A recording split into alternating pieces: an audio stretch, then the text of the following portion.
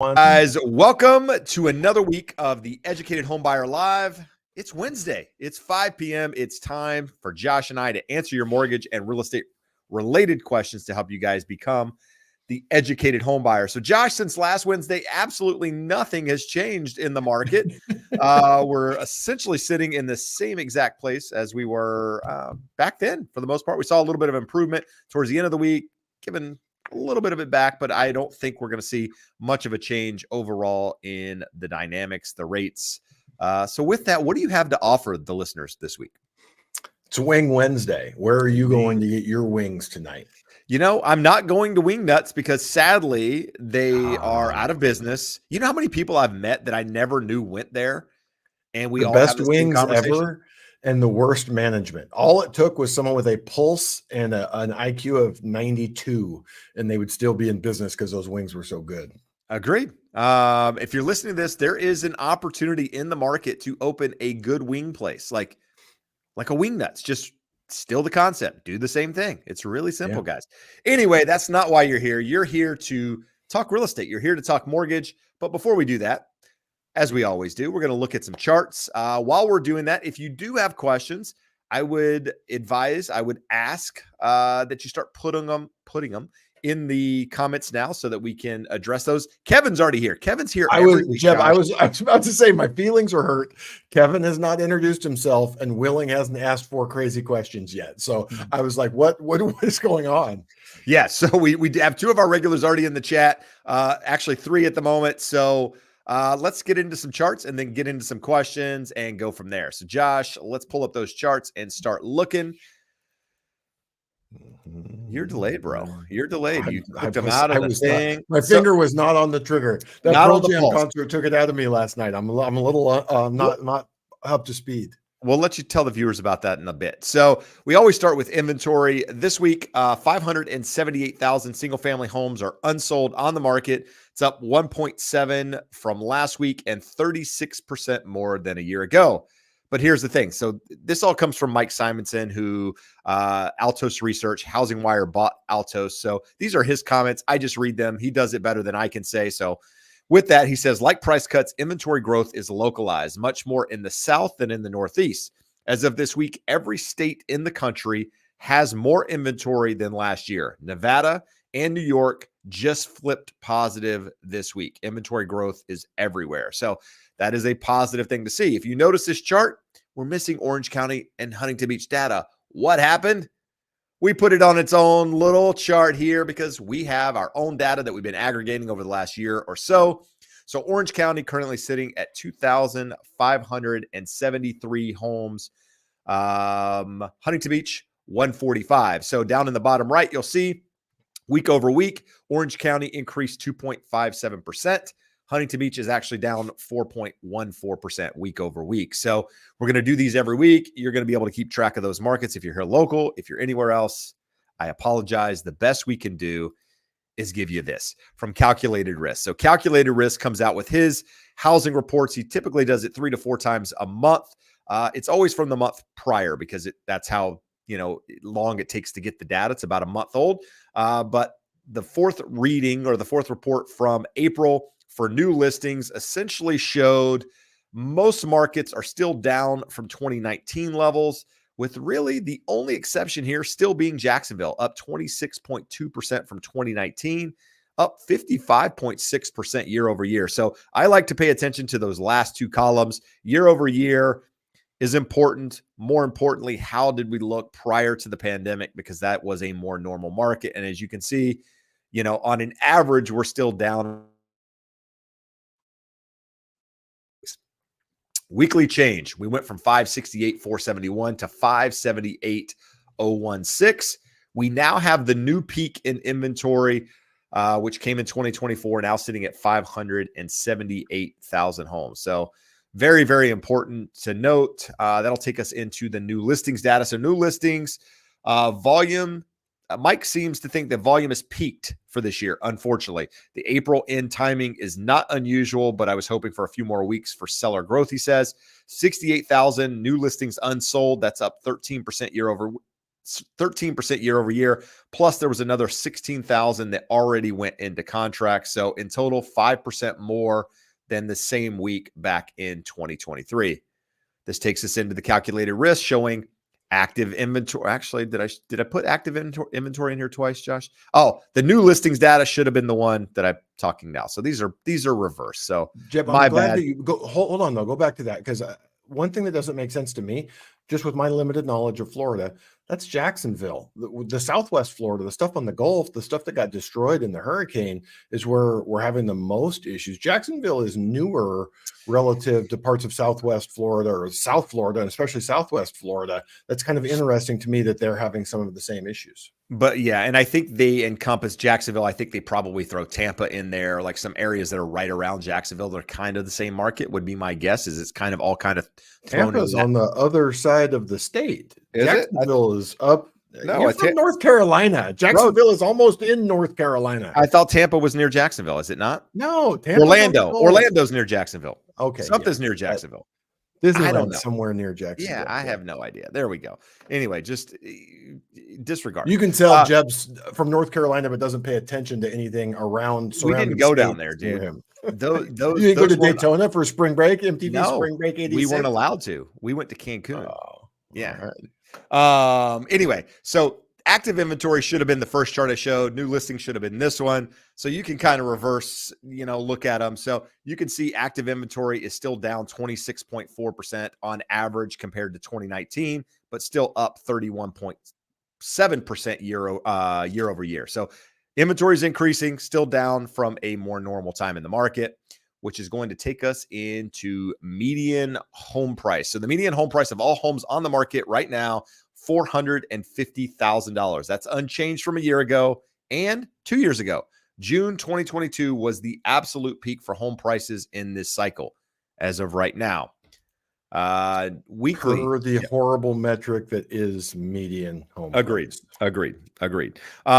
Weekly total home sales pending, new contracts pending this week, 68,000, down 6% for the week and unchanged from the same week last year.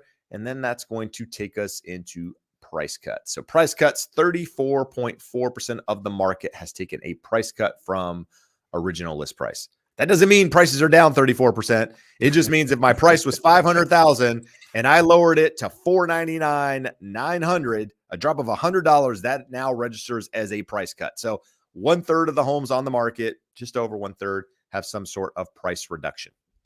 That said, Josh, that's going to push us into looking at year-over-year changes in CPI. So we talked about pretty boring week in mortgages and finance. Our friend Matt Graham basically called it an 11-day weekend because no data, nothing really happening in the financial market. So let's go back. Something that we had talked about last week, 2 categories accounted for all of the growth in CPI-based inflation, and it's car insurance and shelter costs. So this is funny, Jeb. Did I send you the link to the? It ain't funny, bro. My car insurance is stupid. It ain't funny. Yeah, I'm not talking about that being funny. I'm talking about the stupidity of people on Twitter being funny. A gentleman posted this chart, and he said, "Remind me again why higher for longer." And the point was shelter costs and car insurance costs are not impacted by anything that the Fed does. So when we look at the gray, that is other, we are well below the 2% target. So the things they can control are back under target. 2 things they can't are massively outsized. But it started a basically troll war. And what I realized, Jeb, reading some of these comments is that I was dumber for having read them. But people think that Fed policy is to achieve wanted outcomes, not truly the 2 mandates, full employment and price control as defined by PCE inflation at 2%. But people saying, well, they have to keep high home prices under control. That's not part of the mandate. It may be something that everyone wants, but it's not part of what they do, and it's not something they can control. The Fed putting their thumb on the scale is what got prices here. The Fed putting their thumb on the other side isn't going to fix it. So hate to share that news with anyone, but it will be interesting to You're a liar, Josh. You're a liar. Trumper. Anyways, this is another look at it here. The blue line CPI year over year, the red line owner equivalent rents year over year. So we just saw how much that measurement of owner equivalent rents is impacting and keeping CPI elevated. It's coming down, and I hope I put these in the right order here. Jeb, this here is an interesting divergence. I'm going to stop you 1 second. Make sure you have tabs closed because you went out on me on this side. So make sure you're not pulling anything closed unnecessarily on that side, Josh. Make sure your internet is full capacity. It's the joy of Frontier talking about their 14 terabyte download speeds and then actually giving you 56K speeds when you're not looking.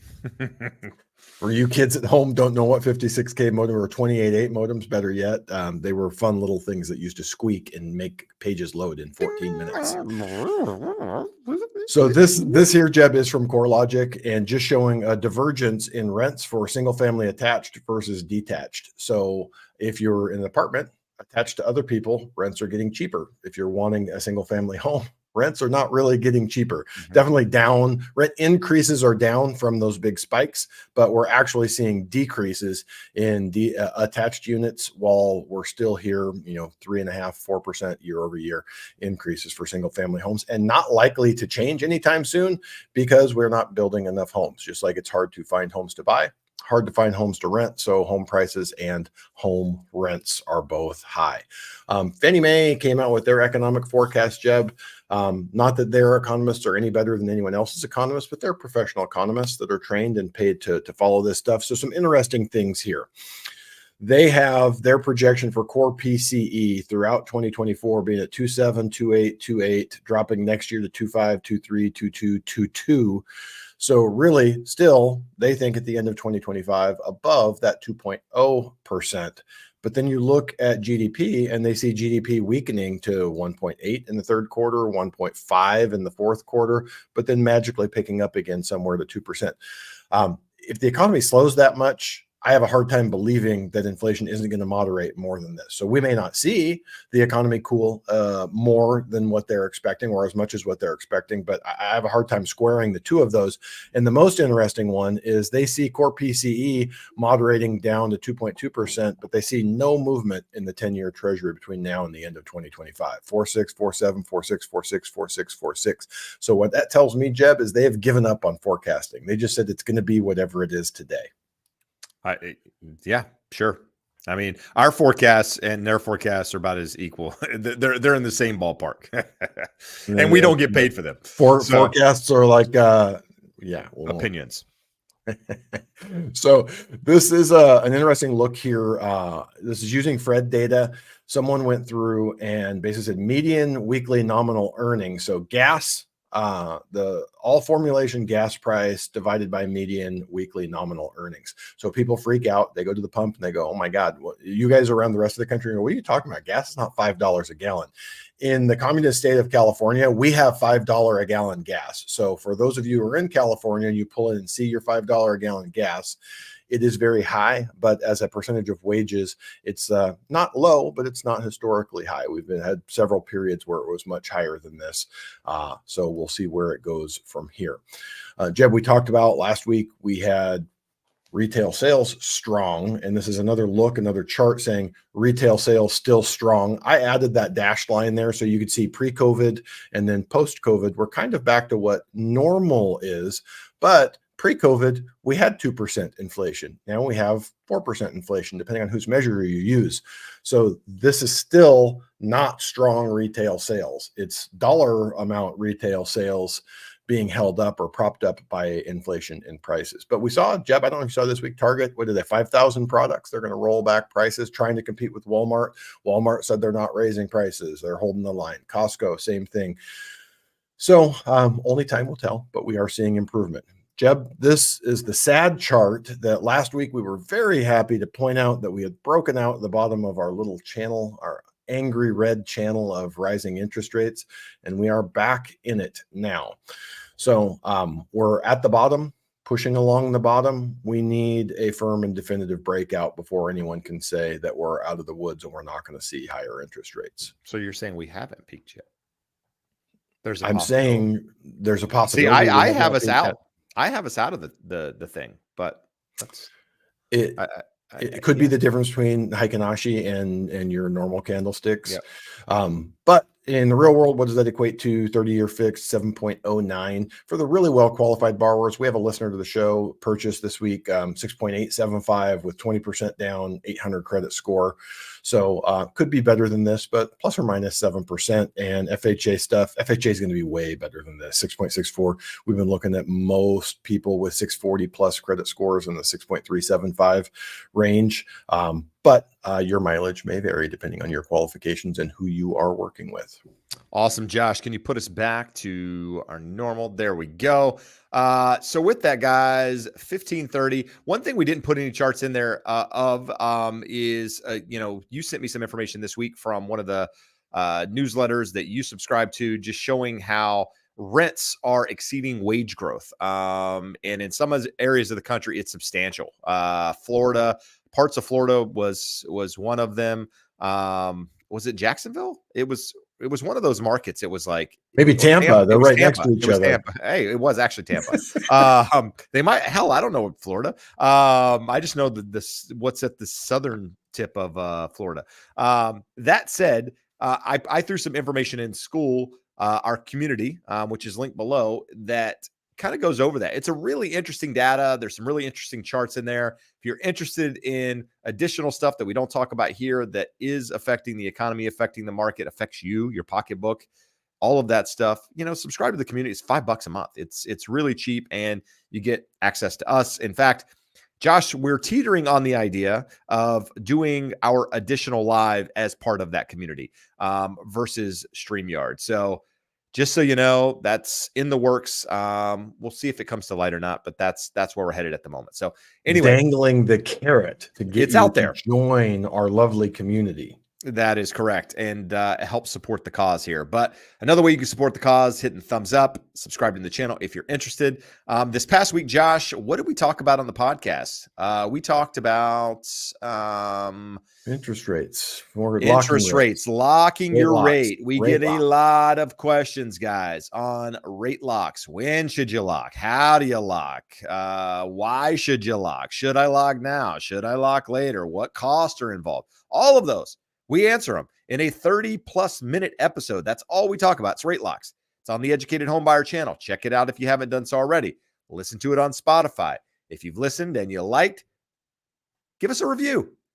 That helps. It helps support us, helps push it out to more people. That's the last I'll say about it. And lastly, if you want to work with Josh, myself, our team here, you can do so by hitting that referral link below or going to that website. So Josh, we've gotten all of that out of the way. Let's talk just briefly. Hold your thought on that referral. Had a listener reach out today, and I think it was actually someone who'd watched your videos. They're not a regular listener to the podcast. What? Not a regular listener to the podcast. Disgusting. Every red flag we talk about of working with a lender that is not working in your best interest, told them they were pre-approved for a conventional loan. They get a house under contract. They get a loan estimate for an FHA loan. The FHA loan is not locked. They ask, why is it not locked? Oh, don't worry about it. Rates are going to get better. Okay, cool. And then don't worry, just sign the loan estimate. Those are just a rough estimate. We'll work those down later. A bunch of points in box A. It was an interesting box A because there was nothing else. They had an empty box A except for the discount points. So it's just the biggest problem or issue with that is they're all the way into contract. They've been feeling like, hey, this person's not really answering my questions. And now it makes it harder. Just for a limited amount of time, they feel committed. They're in the process. They've received the disclosures. And I tell you, regularly, we talk to people and we go, hey, this isn't the best deal. We can do this. And they feel compelled to finish that process because there's only 3 weeks left, or this person's already done this amount of work. If you start getting feelings that the person isn't giving you the answer to your question or is avoiding the questions, talking around it, don't get sold something. Reach out to us or someone else and get a second opinion and see if you can get the feel you're looking for when you're talking to someone. All right, good stuff. So here's the question actually on rates. Wife and I are building a house and are closing September, October. I'm receiving $21,000. I'm receiving $21,000 in builder incentives. I was going to use a good chunk of that to buy down my interest rate. Hold on. Let's see here. There we go. Thoughts on that? If rates remain high, should I use that money on upgrades instead and refinance when rates come down, or stay with buying my rate down? So, Josh, what are your thoughts? We've answered this question in many ways, many different times. Has your theology changed? No, other than there is not a right answer. There is a right answer for you. We talked about the context of this. Had a client a few weeks ago, makes a lot of money relative to his purchase price. So low debt to income ratio. It's not going to make a difference one way or the other. He felt none of us know for a fact that interest rates are going lower, but he felt fairly strongly that the next year or two, he's going to be able to refinance and he will not have a problem making the payment between now and then. So he made the decision, I'm not buying anything down. I'm going to watch this and wait and hopefully roll down in the future. Now, if you have a 47.8 DTI and you're not comfortable with that monthly payment and you can get it significantly lower by using that, it can be a valid and justifiable decision to do a temporary or a permanent buy down. For me personally, my gut says use it for closing costs, have no sunk costs in that loan, and be positioned to refinance when the time comes. There you go. We don't have any comments, so any questions. So I'm just going to post comments on here. Matthew says, smash the like. I like that comment, so I'm going to post it. Drew basically tells me I'm an idiot for thinking that Florida, Jacksonville, and Tampa were near each other. And he's right. He has every reason to think that. Tampa and yeah, that's right. No, Tampa and what am I thinking about? Orlando and Tampa are near each other. The others are not. Jacksonville's nowhere. No, Jacksonville and Orlando. Jesus, there we go. Stop talking about Florida. I'm confusing you people. You're confusing everyone. Hey, I'm confusing myself over here. Anyway, he thinks I'm an idiot, and I agree with him. ZL asks, have you ever fired someone for having unrealistic expectations and was wasting your time? Yes. I've been reading how people expect the realtor to do whatever they want with no question. So, yes, no. I mean, the beauty of being in this business for any period of time, well, not for any period of time, for an extended period of time is hopefully you have more than one client that you're working with, and you have the ability to say no to unrealistic people. People that only have one client, people that don't do a lot of business, don't have the benefit of telling people to the luxury to screw off in some cases. So yeah, there are unrealistic people. There are people that you have a conversation with before you ever decide to work with someone on either side and realize it's just not a good fit. It happens. It's like any business. It's normal. You're not going to work well with everyone. Personality just don't mesh. It's all good. Yeah. But yeah, I'm sure Josh has had many in a similar scenario. There are just people that are difficult to deal with. And, we had one 5-6 weeks ago, and it just got to the point where Jeff said, I can't hear you complain about that person anymore. You need to get rid of them or shut your mouth, one of the two. That's normal for me to do. Hey, Josh, either or get off the pot, right? It's, hey, make a decision here, buddy. Can't have it both. We got a first-time listener. So OK DJ. An OK DJ. I mean, is it just an average DJ, or is it a DJ from Oklahoma? I think it's just an average DJ. I was hoping that we were maybe this Oklahoma. Is Dustin Johnson. Maybe he's okay DJ. Because he went to live. He's not great anymore. He's not great DJ. He's just exactly. Okay DJ. He's mediocre DJ. His wife, on the other hand, is a step above mediocre. Just so I don't think your wife, if she watched my wife knows. My wife is cool with that. Okay. My wife would agree with that, in fact. User 007 says, for Josh to trigger him, talk about PPP loan forgiveness and student loan forgiveness. Do they anger you equally? Why or why not? So Josh, what do you think about student loan forgiveness? So no, I'm being joking. We're not going down that rabbit hole. I'm not even letting you answer that. We're moving along. Okay. I wasn't going to get upset. Marissa Rain says, how much does it usually cost to buy down your rate? So Josh, I've heard you answer this. I could answer it, but because you're the expert here, I'm going to throw it your way. Give it a shot. You've heard it 1,000 times. 1%. 1%. Get you how much, Jeb? A 1/4%.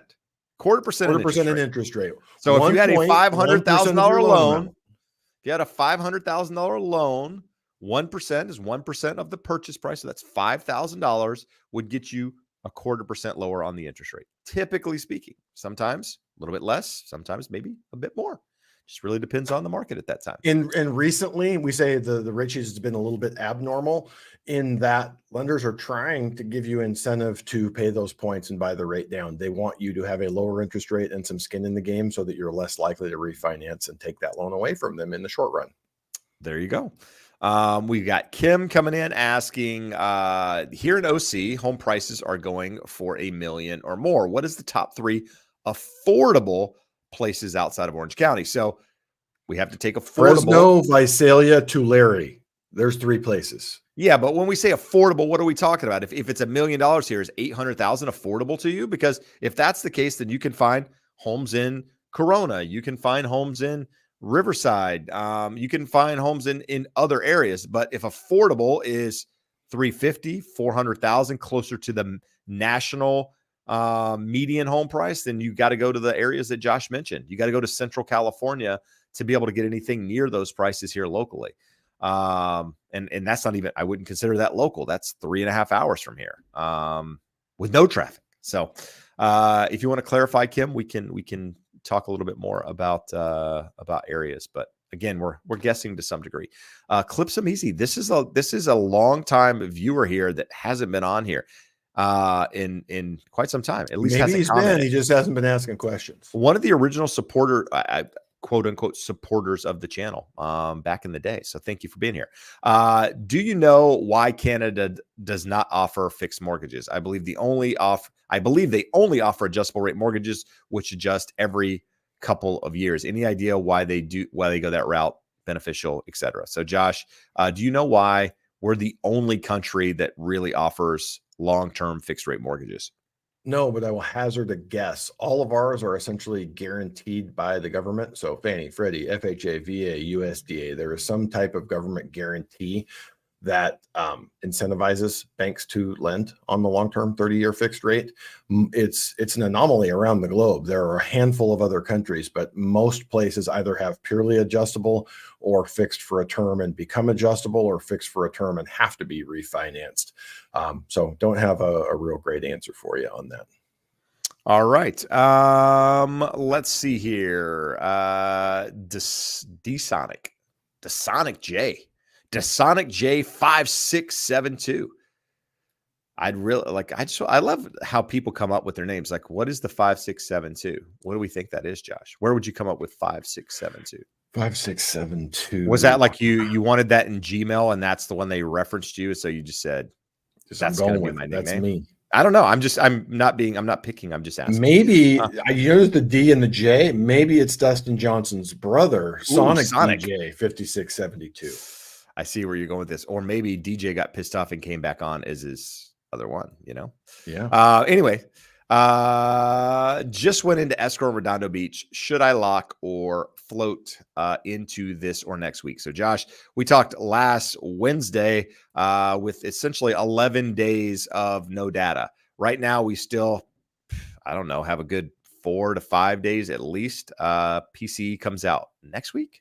Or this next week? Friday, and then we get something GDP earlier in the week, but it's not generally a huge market mover. But those are the big ones for next week. So even those are not big, huge market movers until. So, what are your thoughts on this question? Here, I have a lot of clients floating right now, like 5 or 6 loans that are not locked. I'm not nervous about it because I don't think anything's going to happen in the near term future. Some of them had like 40, 45 day escrows, and we're just biding our time to get inside of 30 days. You get a little bit of improvement there. So if we think we're going sideways and then we can get inside of 30 days, probably going to lock it. So this is the thing I tell everyone is when we get to the end of the 11-day weekend and data comes, are you willing to float into that data, or are you going to lock going into the data? If you're going to lock going into the data, just lock now and take the stress and risk off the table. If you think you're willing to float into that, or you want to think on it a little bit more to determine whether you're willing to float into that data, then by all means, I don't think there's a lot of risk. We've seen that chart. We're going to go sideways in a very narrow range between now and the next sets of data. And that next set of data being PCE, then followed the following week by non-farm payrolls. is probably going to dictate, do we make a run to the top of that channel, or do we finally truly break out of the bottom of that channel and see better interest rates? All right. Dustin Johnson's alter ego basically came out and said it's his troll account. Why do we only get the troll account? We don't get the real account? Because it's Dustin Johnson. He doesn't want us to know he's really on here. Trying for he doesn't want you sending messages to ask for his wife's autograph picture. Yeah. Paulina, we're here. We would love a sponsorship.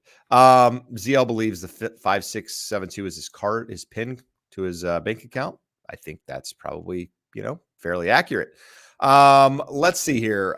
Jonathan, in all seriousness, says, why aren't 111 buy downs offered? Or is it just my lender? Similar account and escrow needed a 2-1 buy down, but would give more time. So, I guess explain, John. I mean, the 3-2-1 or the 2-1 offers you a greater benefit up front.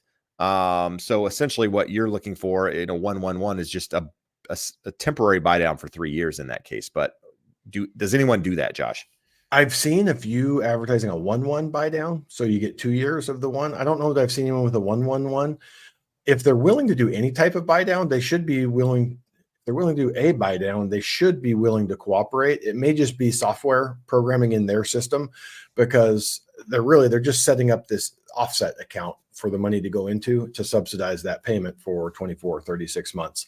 Don't have a great answer for that, but I have seen a 1-1 advertised from an investor.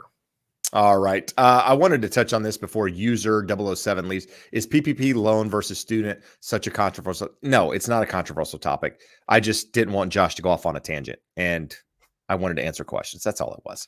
But I'm very focused, Jeb. I only answer questions. I mean, PPP loan forgiveness is what it is. I mean, that was free money. Like no need to get upset about that. That was, it was the purpose of the program. It says, hey, here's a loan so that you don't lay people off. And if you don't lay people off, we're going to forgive it. Absolutely. And did people take advantage of it? Absolutely. Did it add probably $1 trillion or so to the national deficit? Absolutely. Was it necessary? Absolutely, to some degree, right? It was needed at that time. We can always look back on it and say we should have done things differently, but quite frankly, the government jumped in, did what they needed to do at that time, and it was the right move at that time. Did they take it too long? Did it last too long? Probably. The other one was the boondoggle, the one that came after that they just shut off like 6 months ago, and we're still giving out money to giant corporations that didn't need money. Most recipients of the PPP were small businesses. Who cares? You helped them at a time when they needed to be keeping people on payroll. Absolutely. And then the student loan forgiveness, you pick your side on that. I don't necessarily agree with it, but I've got a lot of friends. Josh has got clients that benefited from it. So, hey, if you're one of those people, fantastic for you. I just, well, there's things. Jeb, there's times when, yeah, go ahead. We're going to say the same thing. There's two different pieces to it, though.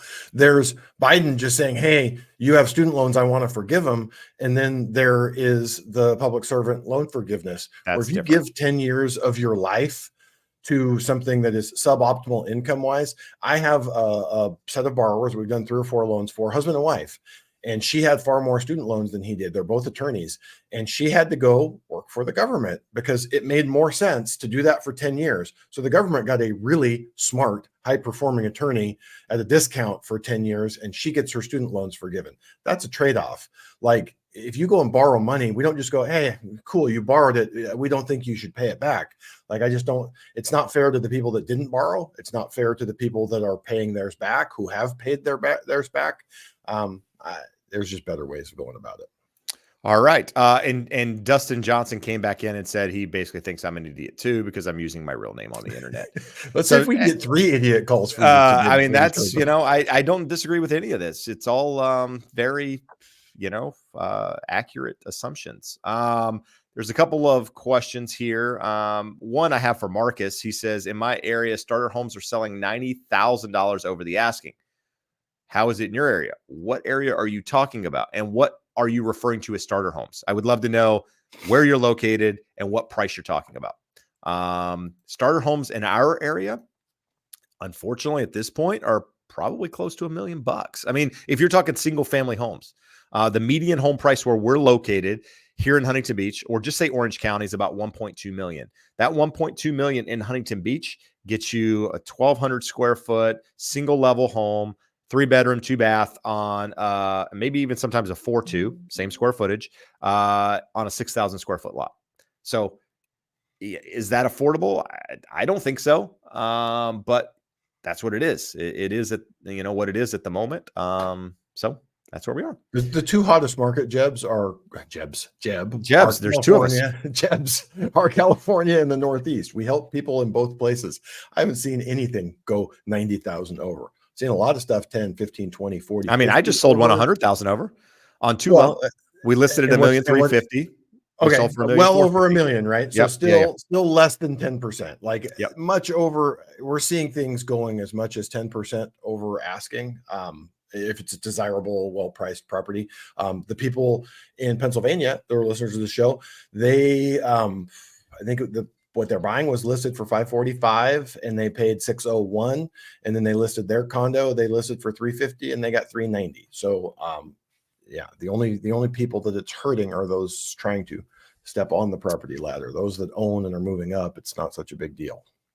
Agreed. Acacia says, I'm so nervous for the underwriting process. The reason this is in here is because you shouldn't be nervous for the underwriting process, assuming your mortgage professional has done their job correctly.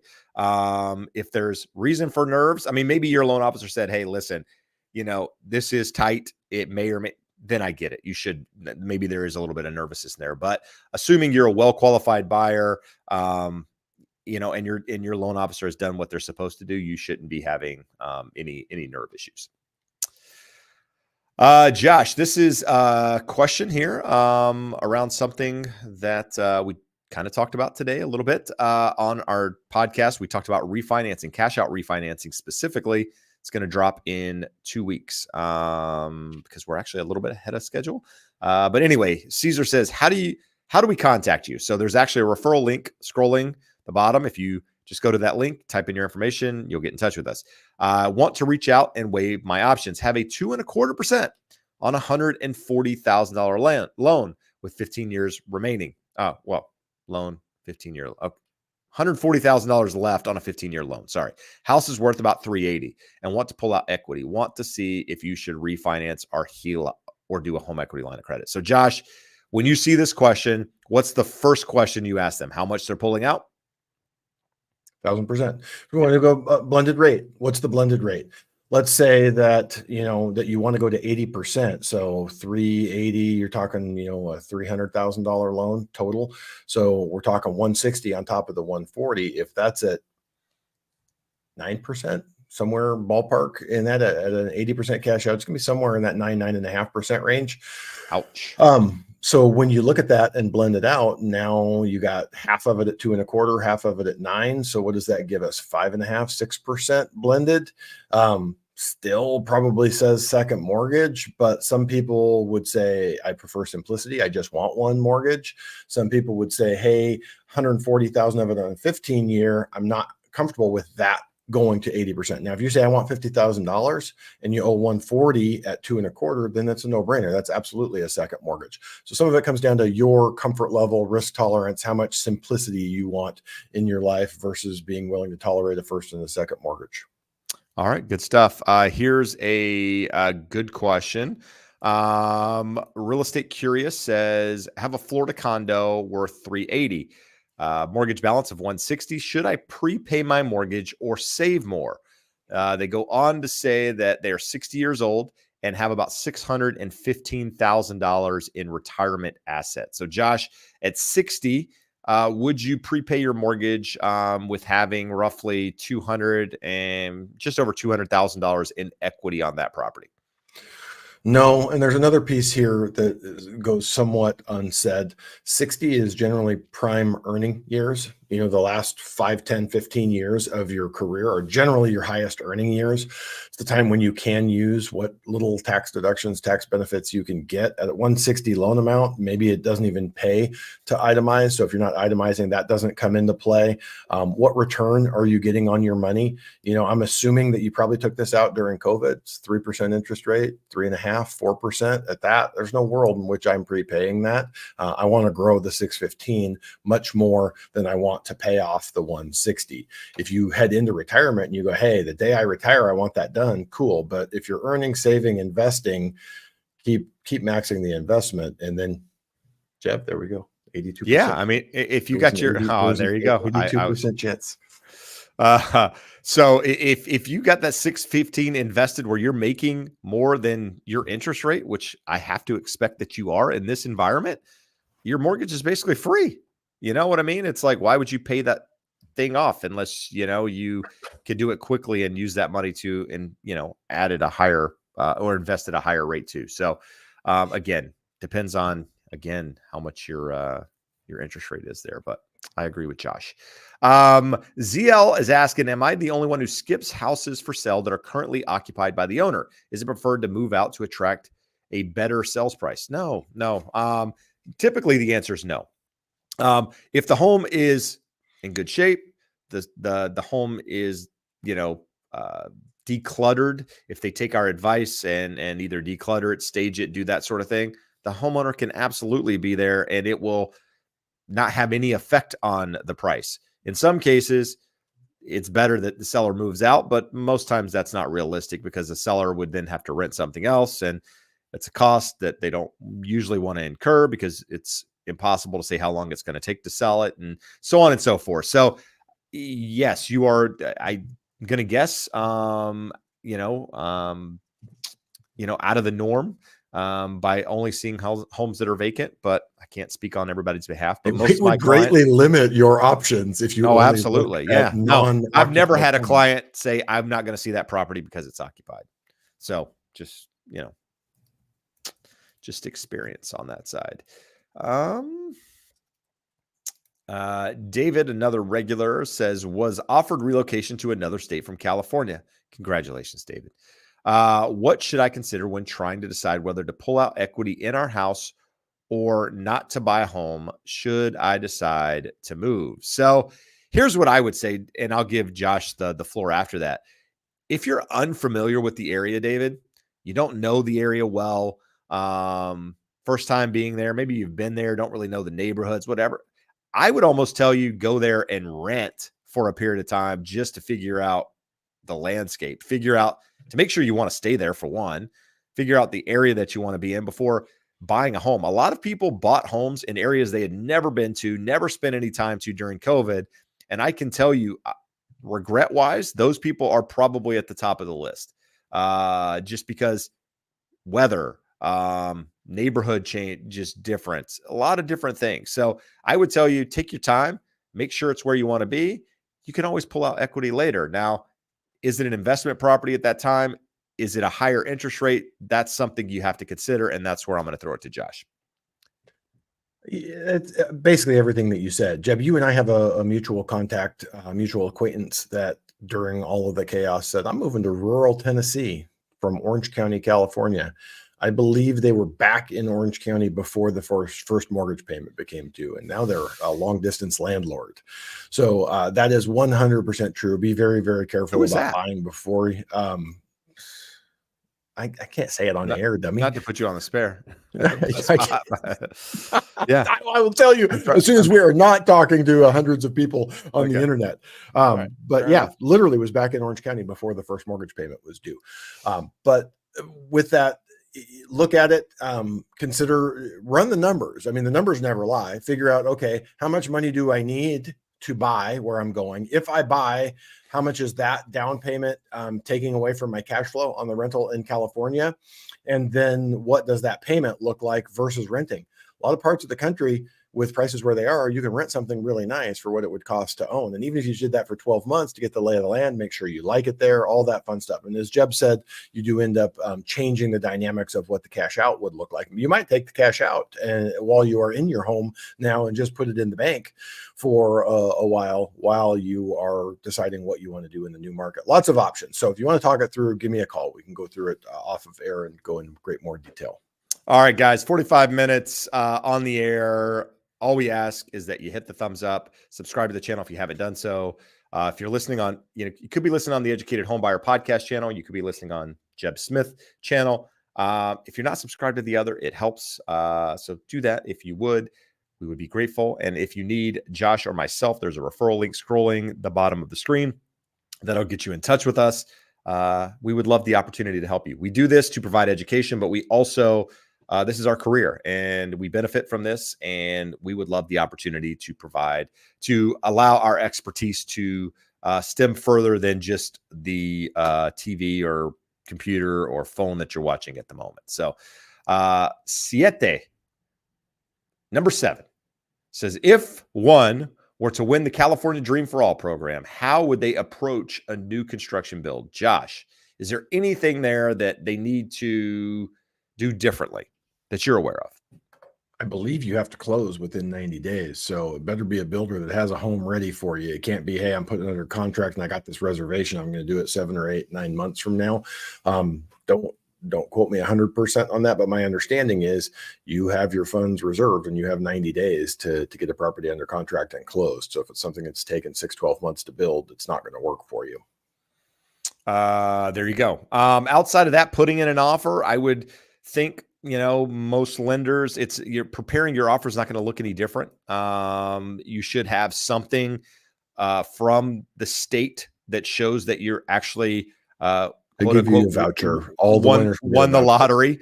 And then you can provide that with your offer. And anybody that's in the business should be understanding of that and be able to take it as face value, and you should be good to go. But just make sure you have professionals on both sides, and as a real estate agent, as a lender representing you, and they could explain it in a way that hopefully get you in the door. Josh, a similar question we had earlier. I mean, to some degree, would you prefer your client use $20,000 credit to take a 2-1 buy down and 2 points versus a 3-2-1 buy down, but would require an additional $2,000 out of pocket? Josh, would you even care? Thank you. Frankly, this is what I said. It's not that I don't care about my clients. I absolutely care about my clients. I don't give a shit. Whatever feels right to you, I will pencil it out and show you. This is all smoke and mirrors. A 1-0 buy down, a 2-1 buy down, a 3-2-1 buy down. All you're doing is taking money, putting it over here in an account, and subsidizing the monthly payment. We had a listener to the show a year ago, October, so less than a year ago, was able to close. They wanted to do the buy down. They had the extra money. Tough market, sellers weren't going to pay for it. He goes, well, should we do the buy down, or should we just put the money in the bank and use it to subsidize the monthly payment? And that was the decision. They put the money in the bank to subsidize the payment. So if you're saying, I don't have the extra money and I can get the seller to do it, set up whatever kind of buy down you want. A 3-2-1 buy down is incredibly expensive. Most markets around the country are still very competitive, and sellers are going to chuckle when you ask for the amount of money required to cover a 3-2-1 buy down. But to Jeb's point, I don't care. The loan is the same. The loan is the same. So whatever you feel, my job is to help you analyze those numbers and then also make you aware that 3-2-1 buy down is not going to happen. We had a buyer in Tennessee.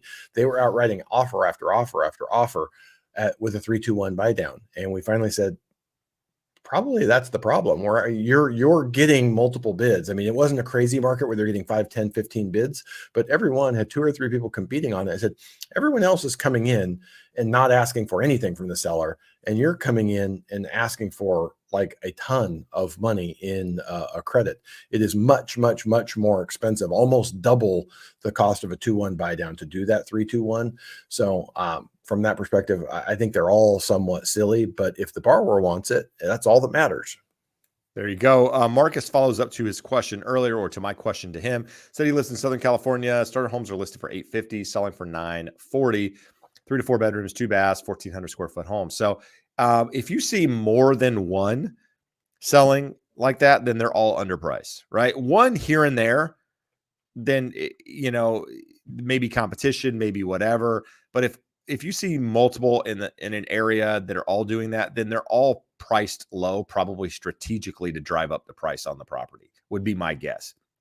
Rarely ever would you see multiple homes selling over 90,000 consistently at a similar price, because what would happen is the next one would come on the market at the higher price. I mean, if you wanted to sell your home and we thought it was worth 850, and then we see one just close for 940, guess what we're listing your home at? We're listing it at 940. We're not listing it at 850. And then you can't then say the 940 home sold for 90,000 over the asking. You're just saying that's what the asking price is. That is the new price now, because one doesn't always set the bar, but when you got one and then multiple come on after that at that price and or higher, then that's the price. That's what they are. Jeb, hold on. React to this, because this is people lose sight of this. In a competitive market, it is impossible to underprice a home. Agreed. Agreed. Because that's what it does. I mean, the market will fix it. As long as there's 3, 4, 5, 6, 7 people that will come in and bid on it, the market will fix it. You want that auction. You just like you said, you want that auction process and let the market determine the price. A realtor can absolutely set a price too high, but they can't set a price too low as long as it's a competitive market. That said, though, I don't personally like recommending that a seller underprice their home to try to drive up the price. And the reason for that is, so let me back up. You have 3 ways to price your home. You can price it higher than what you think it is actually worth to see if you can get that price. You can price it at quote unquote fair market value. You don't really know what fair market value is, but until somebody actually makes an offer. But let's just say you price it at where other comparables in the neighborhood have sold for, maybe slightly above that, depending on the type of market. That's the other strategy. That's what I typically like to do. That is what I recommend sellers do. And the third strategy is to price it low to try to get more eyeballs on it and drive up the price. That works if multiple eyeballs want to make an offer on the property. That's the only time it works. And in a competitive market, it will typically work. You run the risk, though, of what happens if you don't get the multiple offers? What happens if nobody does come in higher? Then what? Then are you going to raise the price on the internet? Then you look like an idiot, because they went from 850, now they're pricing this thing at 940. Because why? You've got to explain yourself. If you had no buyers at 850, you're going to have them at 940 now. How's that make sense? So I think pricing it right to begin with is the right strategy. And then if and when it doesn't sell at that price, then you can adjust accordingly until you get down to a price where you can find a buyer. But it's to each his own. There are people out there that love to price them low to try to drive up the price. And in some cases it works.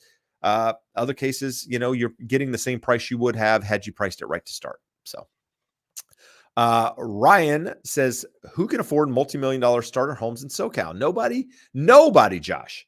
Nobody can afford these prices. He starts by saying they're all selling, but no one can afford them. Nobody can afford these prices, yet they seem to sell right away. Who is buying them?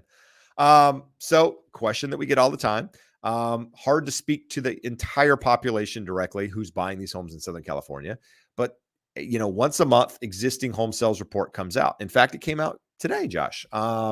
If you want to answer, we're going to come back to this question because I'm going to answer it in the best way I can. But before that, answer this question from ZL while I pull that up, Josh, if you don't mind.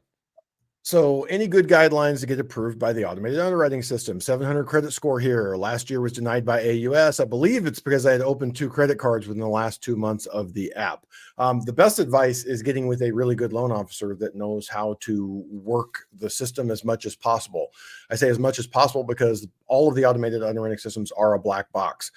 I cannot tell you, I don't know that I've ever not got a loan approved with a 700 credit score.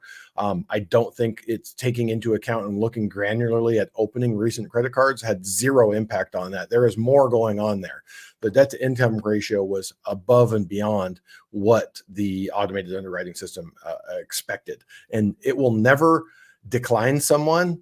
It will decline the terms that are being put in. So if you qualify for a $500,000 house, you put in at $700,000, the debt to income goes too high, it's not going to approve you. But it didn't decline you. It didn't approve that scenario. So what we always want to do is let's work our way back down. What purchase price? So meaning what debt to income ratio will it approve? If we put in that you have $100,000 in the bank post closing, does that give us the approval? You can start to see what it doesn't like about your situation, but you shouldn't be guessing at things like this, because I could tell you straight away it certainly wasn't the 2 credit cards that you opened. There was something else there in the file, but without seeing everything, I couldn't tell you for sure. But the most important thing is that you're working with someone that knows how to use both automated underwriting systems. And I say that if we're talking conventional loans, Fannie and Freddie, they have different automated underwriting systems. Both of them can be used for FHA and VA loans, but it's the same underwriting engine underneath for FHA, the total scorecard, and the VA underwriting rules engine. So they don't really matter as much, but you want to be trying both. You want to be testing, playing at the margins, and trying to see what it's not liking about that file. All right. So we're going back to Ryan's question. Who can afford these homes? So existing home sales report. This is from April's data. And it shows that, again, this doesn't speak to SoCal directly, but we can kind of take it as a general consensus here. First-time home buyers were responsible for 33% of the transactions in April. It's actually up 1% from March and up 4% from April of last year. So more first-time home buyers than last month, more than last year. 16% of the transactions were individual investors or second home buyers. So somebody buying, a property for an investment property, somebody buying a second home. That made 16%. So that gets us roughly 50%, 49%. The other 50% or distressed sales. Sorry, that makes up a small portion, but that doesn't say who bought the distressed sales. But 50% roughly unaccounted for. Move up buyers, people buying selling a property, buying another is typically where that other 50% goes. Some of it could go a different direction. I'm not sure where else it would go. But it's people that have owned a home before in most cases, buying something else. So you still have 1/3 of the market first-time home buyers, even with prices this crazy.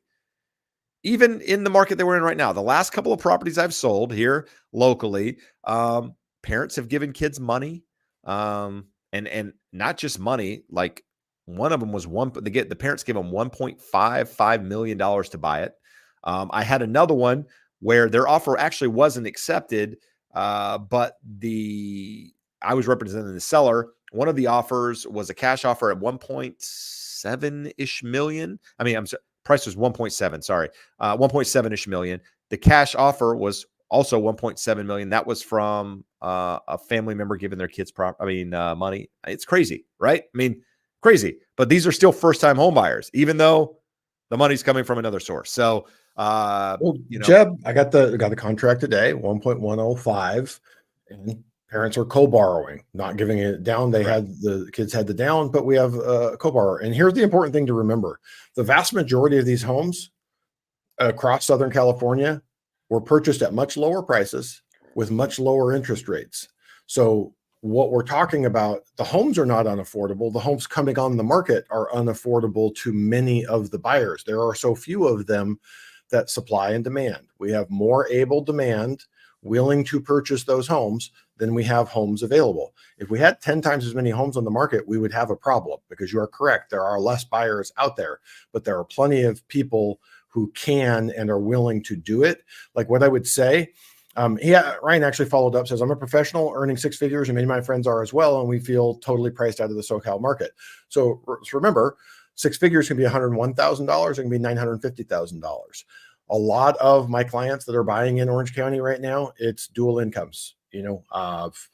Husband makes 120 grand, wife makes 135. You got $255,000. Now, neither one of those people are going, oh my God, they're killing it.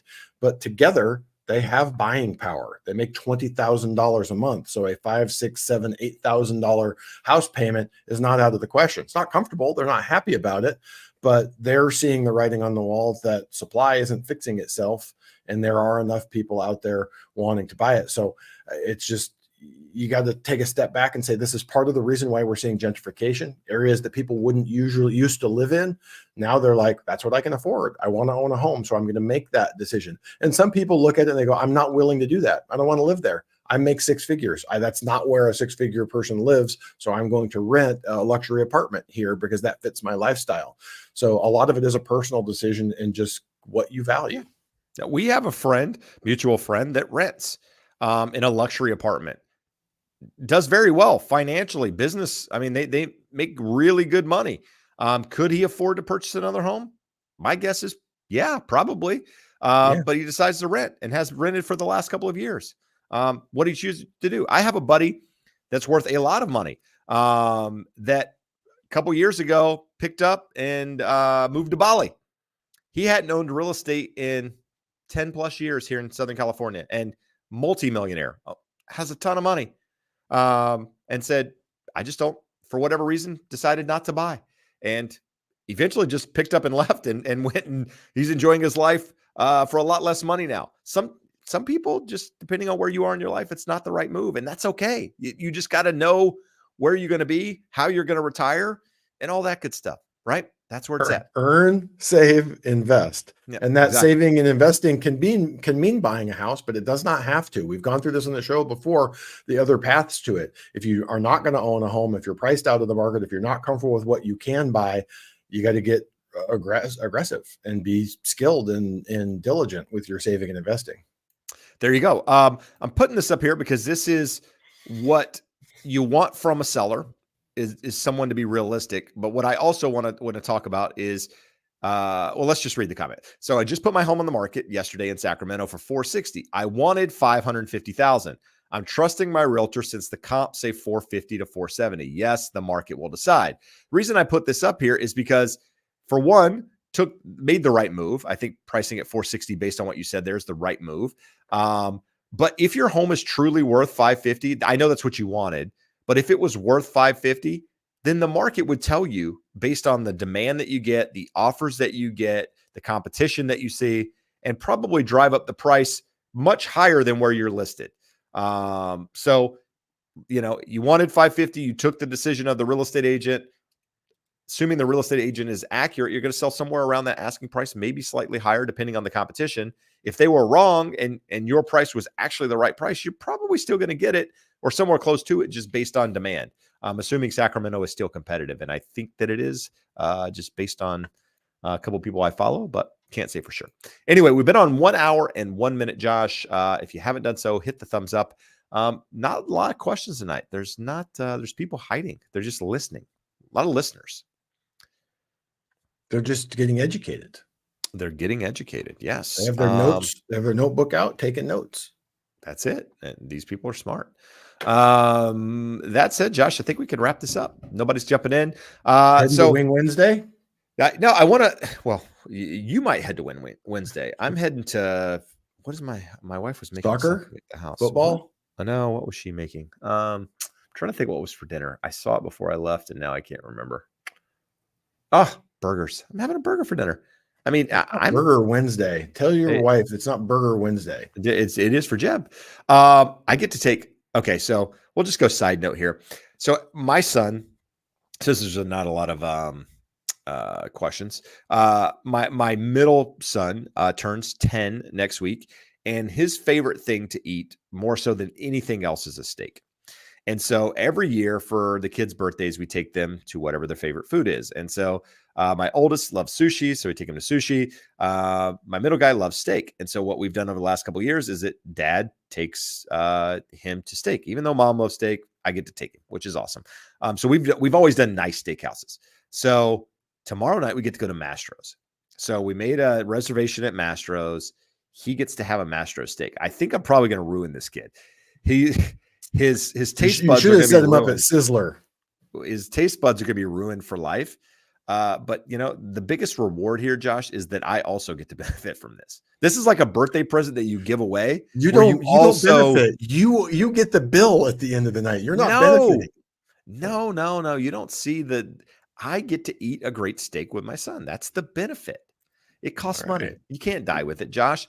And if we do, it all goes to them anyway. So I'm getting it, we all get to benefit from it now. Last question. Gionidas.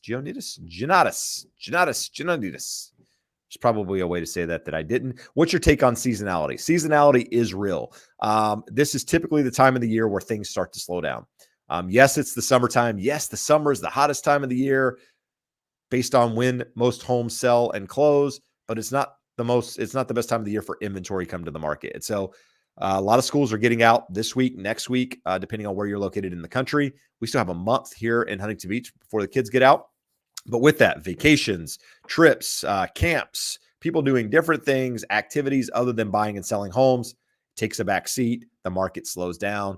Typically, it goes like that through the remainder of the year. I don't know that this year is going to be any different unless you see a big drop in interest rates. But yes, seasonality is faux real.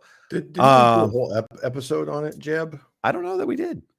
I think we did. We might have talked about season. Yeah, we talked about buy, like when you should buy in the season. I do remember that.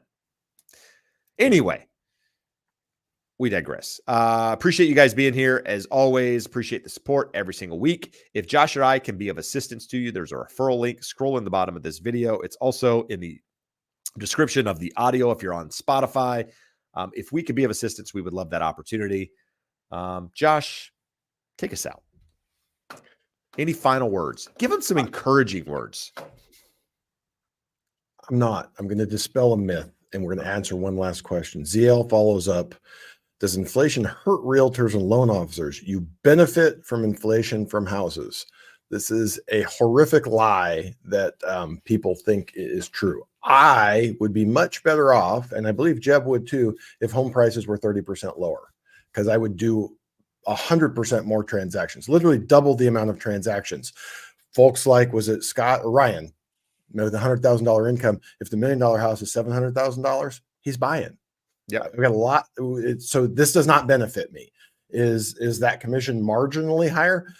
Possibly. But Jeb, there are more agents fighting over the listings that are available. There are more loan officers fighting over the loans that are available. You're more likely to have to cut your margin because some clown who hasn't done a loan in 3 months is willing to do it for half price.